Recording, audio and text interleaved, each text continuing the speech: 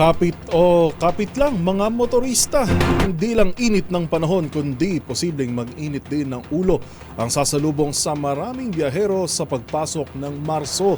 Nakatakda kasing tumaas ang toll rates ng North Luzon Expressway simula sa araw ng Linggo, March 2. Ang kabuuan ng toll adjustments tinutukan ni Rovic Manuel.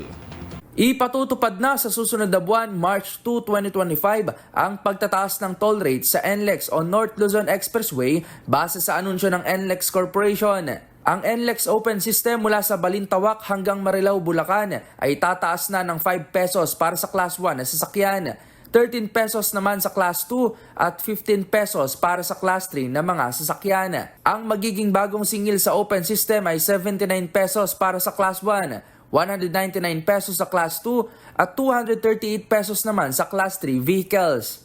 Kabilang na rin dito ang Caloocan at Mindanao Avenue exits. Samantala ang mga motoristang babagtas naman mula sa Balintawak hanggang Santa Ines, Pampanga ay madaragdagan ng 57 pesos para sa Class 1, 142 pesos sa Class 2 at 171 pesos naman sa Class 3 vehicles. Dahil dito, ang magiging end-to-end toll ay magiging 416 pesos na para sa Class 1, 1,039 pesos sa Class 2 at 1,247 naman sa Class 3 na mga sasakyan.